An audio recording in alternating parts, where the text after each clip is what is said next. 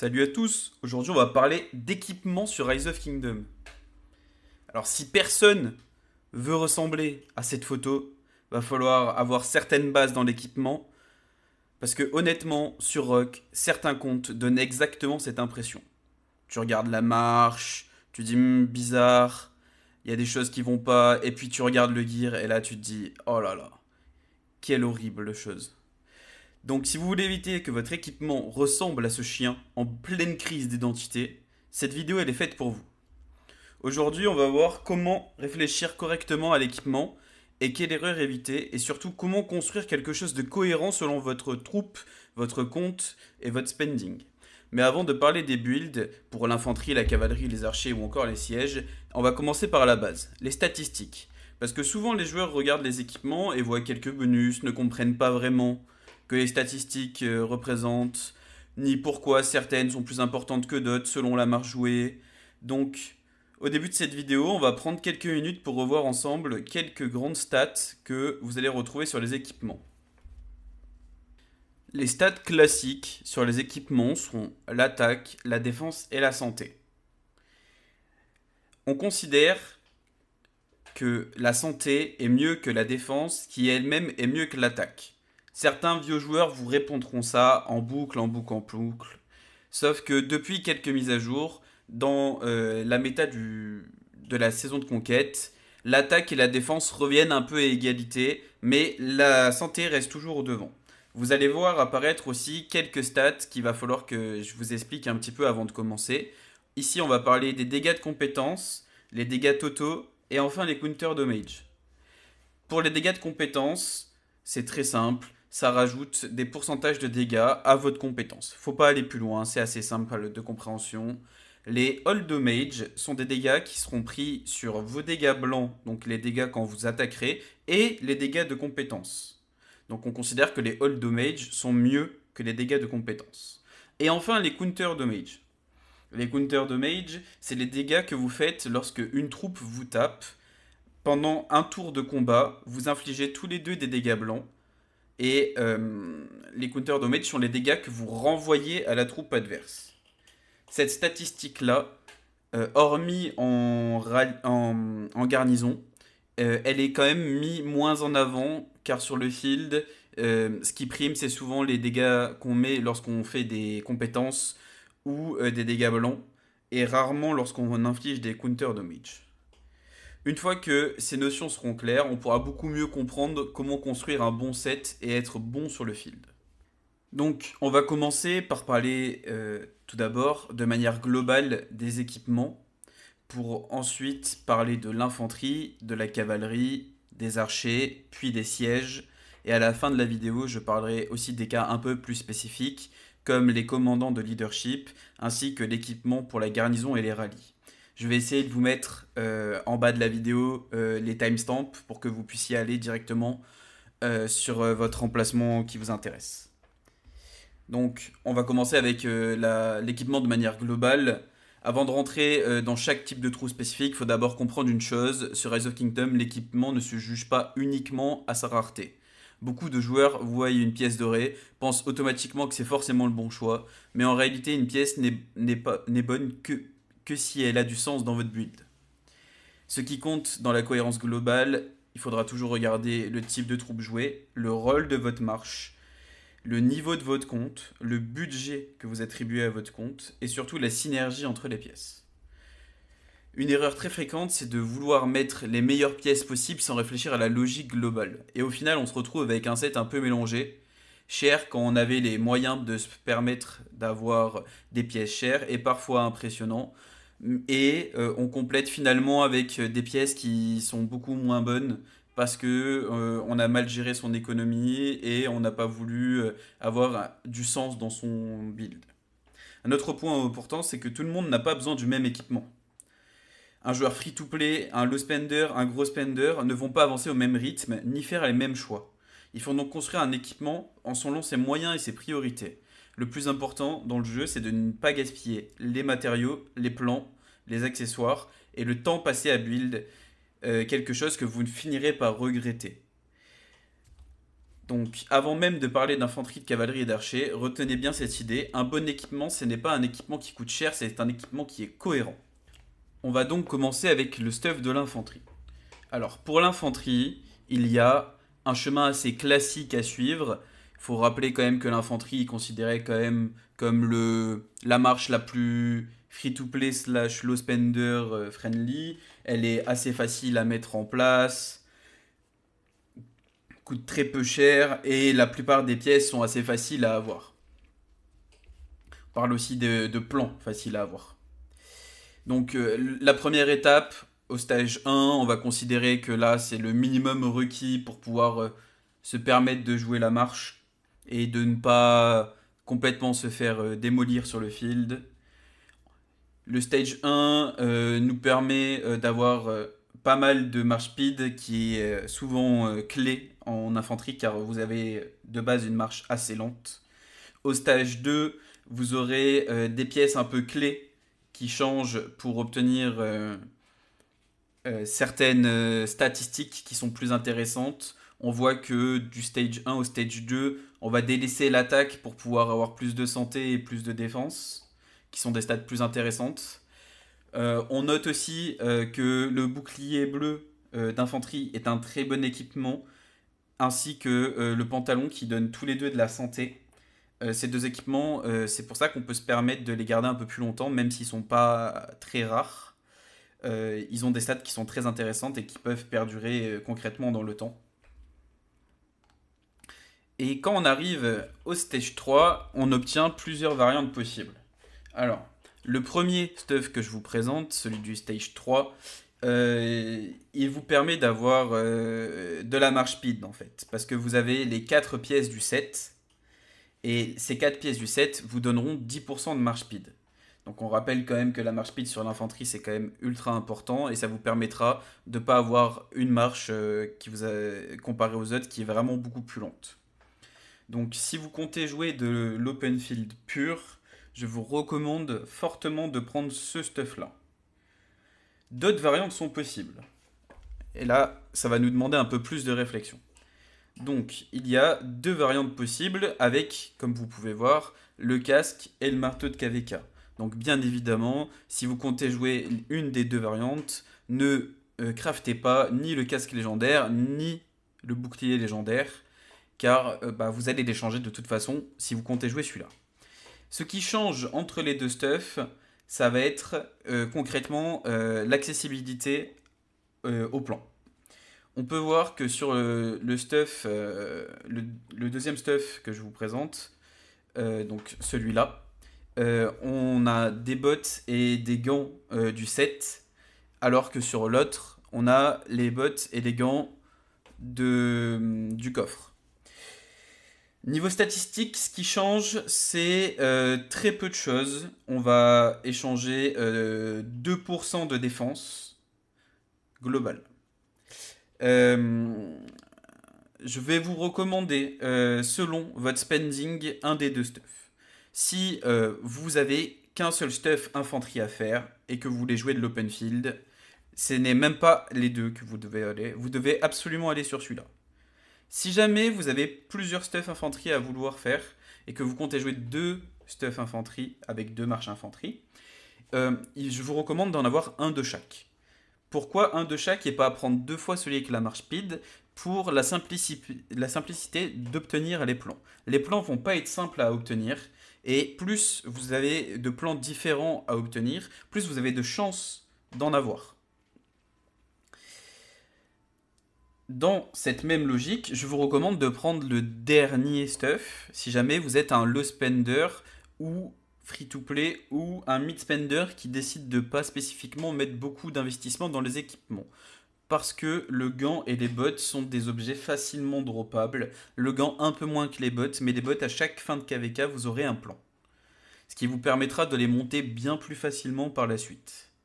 Si jamais vous êtes un rallye ou garni leader, je vous recommande de prendre celui-là, celui qui donne plus de statistiques, qui vous permettra d'avoir globalement juste plus de statistiques et être meilleur sur un rallye ou une garnison. Si jamais vous êtes un high spender ou une whale, n'hésitez pas, partez sur celui ici aussi, qui vous permettra d'avoir plus de statistiques. Car dans votre cas, les plans ne seront pas un problème. On va passer maintenant au stuff de cavalerie. Alors, ce qu'on va chercher dans les stuffs de cavalerie sera des statistiques légèrement différentes de celles de l'infanterie, car ici vous jouez la marche la plus rapide du jeu, vous n'avez donc plus besoin de marche speed.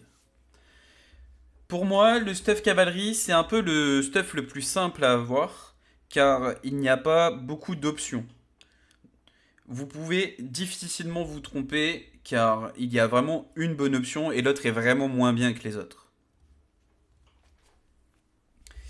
Donc on commence directement avec quelques pièces légendaires pour le stage 1, car les autres pièces sont vraiment très moyennes. Et je pense que à partir de ce stuff là, vous avez déjà quand même un stuff très correct et vous pouvez sortir votre marche sans vous faire complètement atomiser sur le field. On garde le casque bleu, car le casque violet est exécrablement mauvais.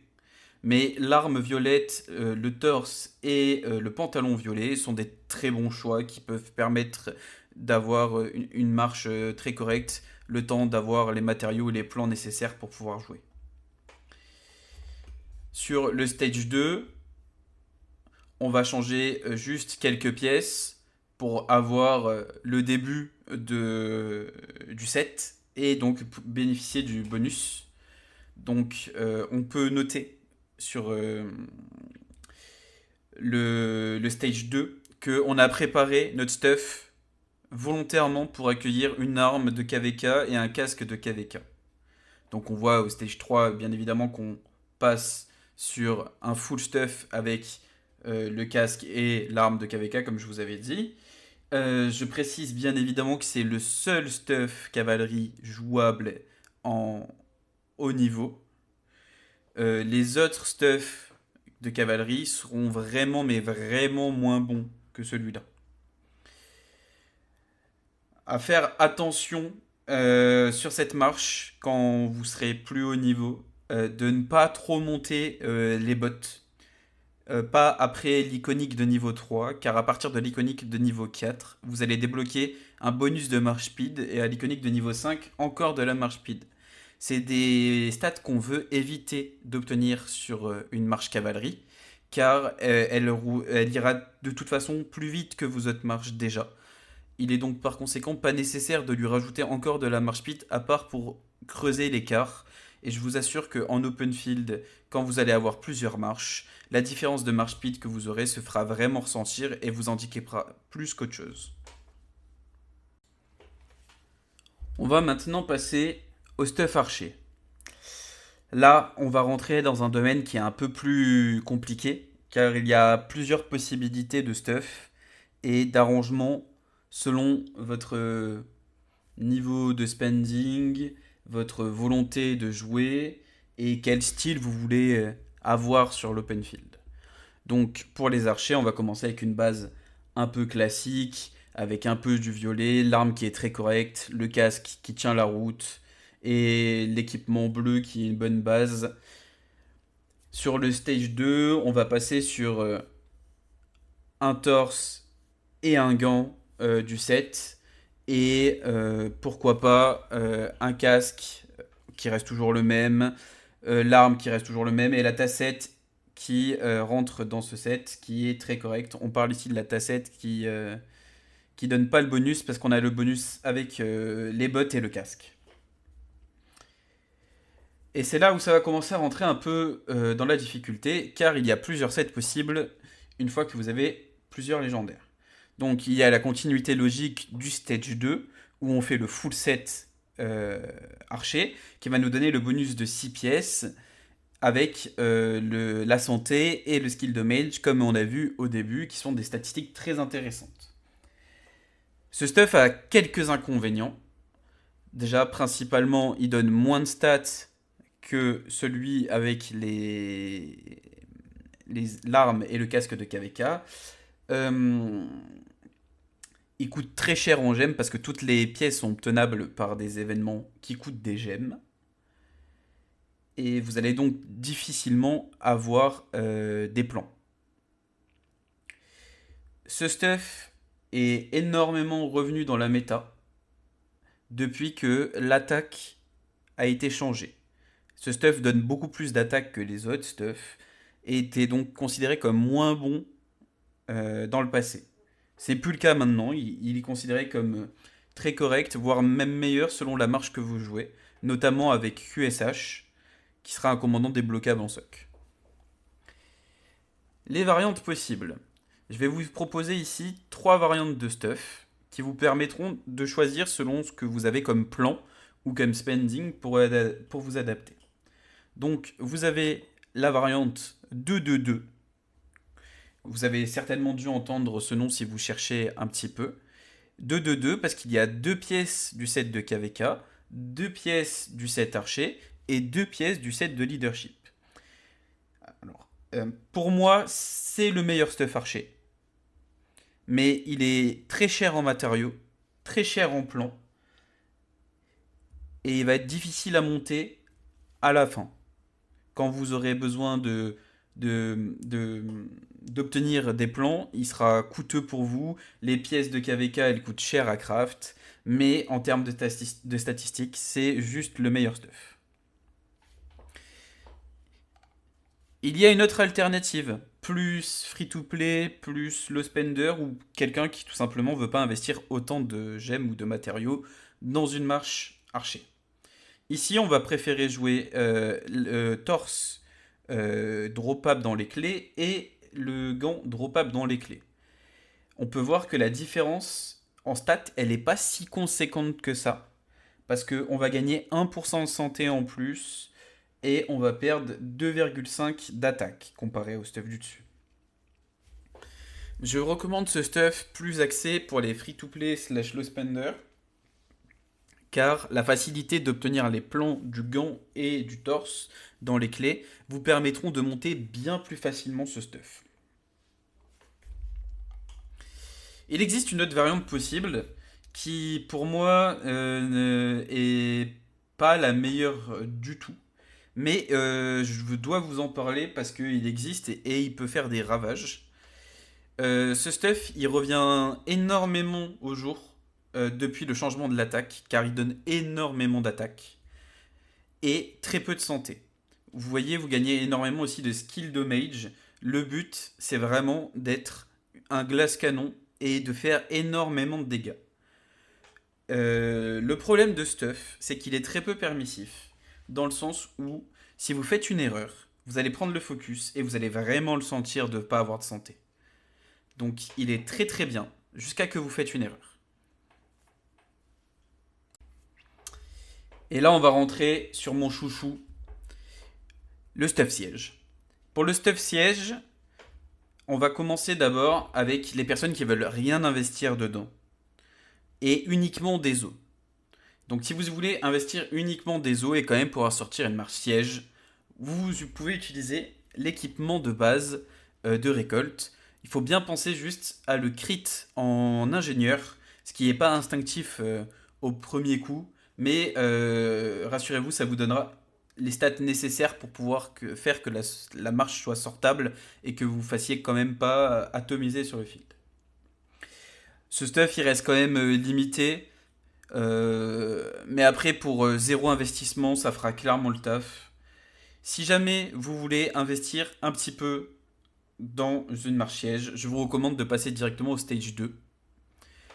Donc, ce qui va changer comparé au stage 1, c'est qu'on va changer l'arme et le gant, qui seront bien plus adaptés à des statistiques de siège. L'accessoire ici est le meilleur accessoire de la marche siège du jeu. Il fait partie des accessoires qu'il ne faut pas juger à sa rareté. Le fait de ne pas prendre de réduire les dégâts de counter damage qu'on prend sur des sièges, si vous jouez bien et intelligemment, c'est vraiment le meilleur accessoire du jeu pour vous.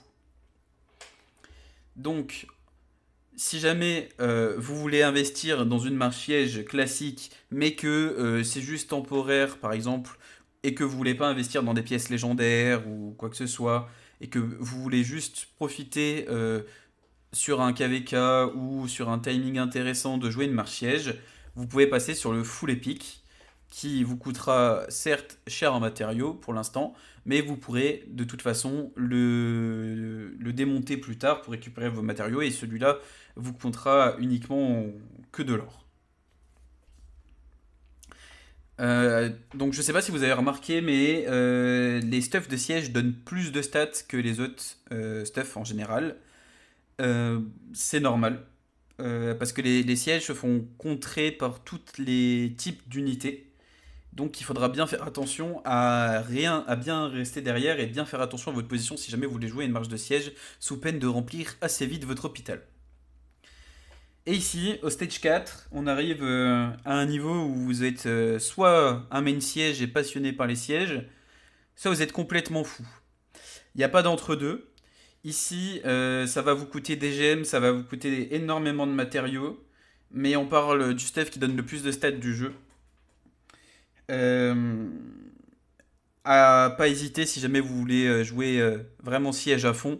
Et je vous recommande absolument de ne pas en faire un si jamais vous comptez avoir une montée de compte logique et correcte en open field, tout en jouant des marches de field sans vouloir avoir forcément une marche siège optimisée dans votre équipe.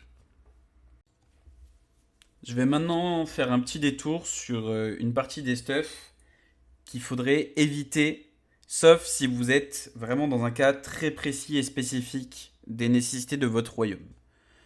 Tout ce qui est stuff de leadership à éviter si vous n'êtes pas soit une whale, soit un kraken, soit un garnison leader dans un rôle très spécifique. Vous n'aurez pas besoin de tenir une garnison spécifiquement. Dans les royaumes, il y aura maximum entre 5 et 10 personnes qui tiendront une garnison.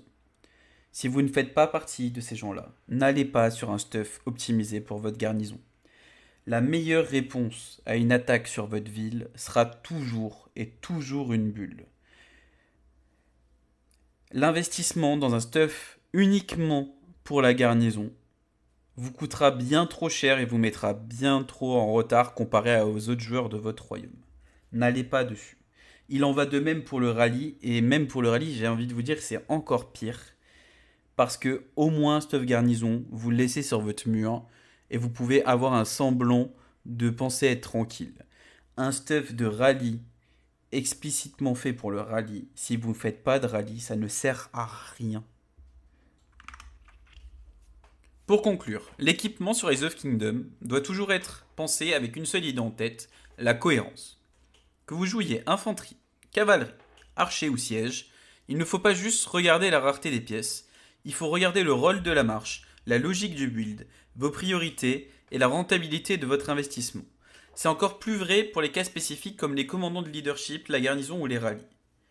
Au final, un bon build, ce n'est pas celui qui impressionne le plus, c'est celui qui fait le mieux son travail. Donc avant de craft, avant de remplacer une pièce, avant de partir sur un nouveau set, posez-vous toujours cette question. Est-ce que ce choix a vraiment du sens pour mon compte et pour ma marche? Je vous mettrai bien évidemment le Google Calc dans la bio de la vidéo et je vais essayer de le tenir à jour le plus possible afin que vous puissiez y avoir accès tout le temps.